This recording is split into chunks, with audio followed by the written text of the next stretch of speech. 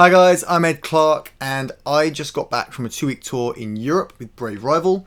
Now we flew to those gigs, so I had to come up with a pedalboard that was smaller, that could go in my luggage on the plane. So I thought what I'd do now is take you guys through the rig that I used, but more crucially, some bits of advice that I kind of picked up throughout these 2 weeks. So here we have the pedalboard that I used. Firstly, I'll just, as I say, take you through what it is I use, and then we'll talk about kind of the thinking behind it. So we've got the Shure GLX D1 Plus, I think it's called, wireless system, also acting as my tuner. Didn't necessarily need a wireless, but I just much prefer it. From here, it actually went off the board and went to a Dunlop Crybaby Junior wah, into a Boss Blues driver. Back onto the board, we've got the Dry Martini by Tone City, which is basically a full-tone OCD clone, into the Strymon Riverside, which is my main overdrive, into the HX Stomp by Line 6, which I could switch the patches of using this Ampero switch by Hotone.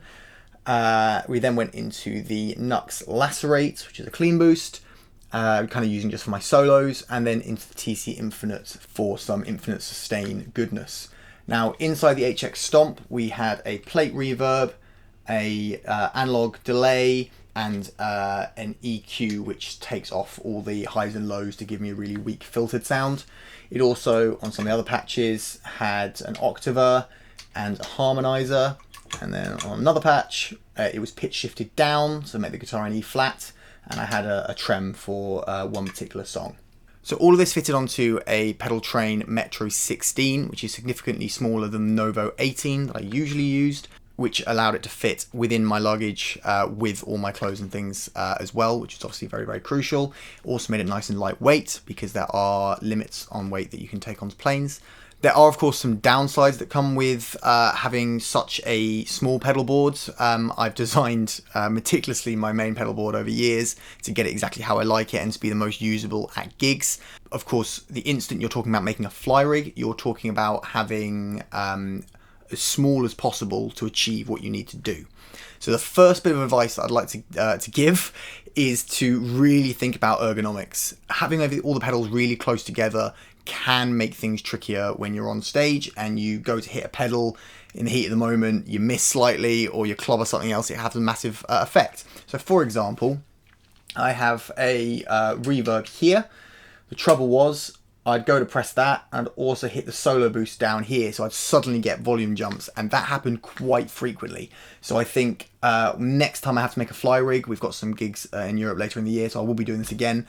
I will definitely rethink that to minimize the possibility of that happening, because it was a little bit awkward in scenarios when maybe it was a quiet section, I wanted a bit of reverb, and suddenly I get the solo boost come on. So yeah, ergonomics is something that I really recommend that you think about when you're putting together this kind of pedal board. Put it together ahead of time, try using it, and you'll pick up on a few things. I did. This changed several times before the first gig actually came about. But even so, over the length of the tour, I started noticing, I guess as I relaxed into the gigs, I was less precise with where I was stepping, and it did cause me a few issues. I also did something similar where I would knock this one, which would change the setting on this overdrive. Again, it is about cramming it into a small space, so it's kind of expected that there will be some issues like this. But yeah, you want to minimize them as much as possible. The next bit of advice I really want to give is to think carefully about any pedals that you need to do a show. For me, that's overdrive. I play into a clean amp, but I'm in a rock band, so I need some kind of distortion. For that reason, I actually brought 3 overdrives. I usually run one, which is the Riverside here, with something boosting it. In this case, it was the Blues driver, which is off the board. But I also brought the Dry Martini up here. Now, there's 2 main reasons for that.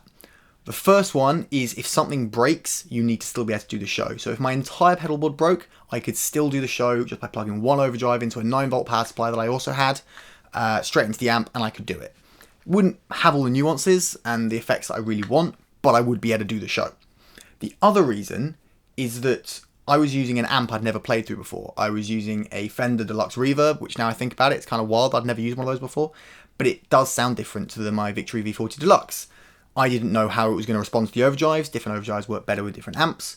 So I took the Riverside because it is very tweakable, which is brilliant, but not all pedals are.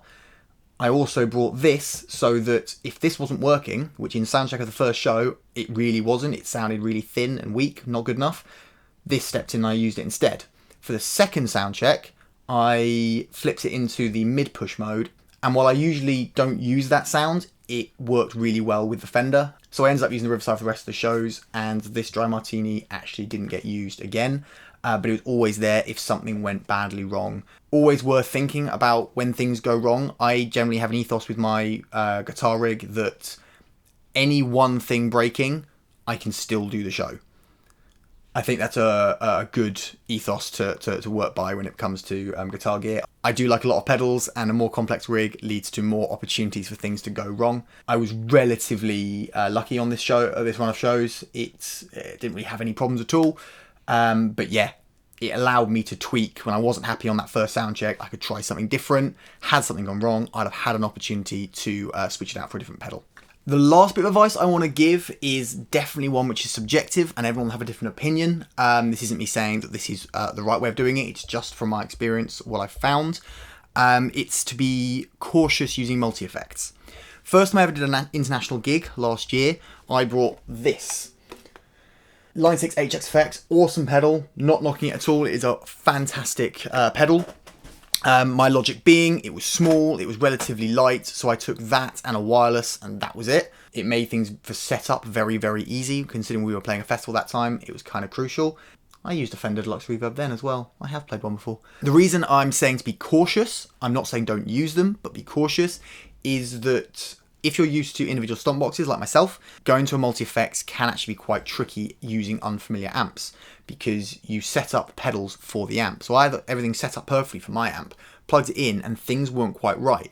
But because they weren't normal stomp boxes, I couldn't just go and tweak the knobs and get the sound I was looking for. It would have required going through menus and things. If your entire sound's based around multi-effects, ignore that bit of advice. That's kind of fair enough.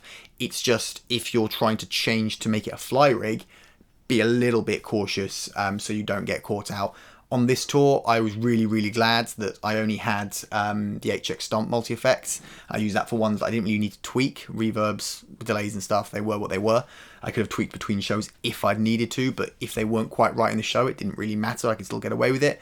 Things like volumes and gain levels, I forever tweak. Show to show, I just go, this isn't quite right. Turn the gain up, turn the gain down, volume up, volume down, whatever it is. Change the EQ. It's why I have a 3-band EQ on my overdrive pedal. And for me, multi-effects for overdrives mainly take that away.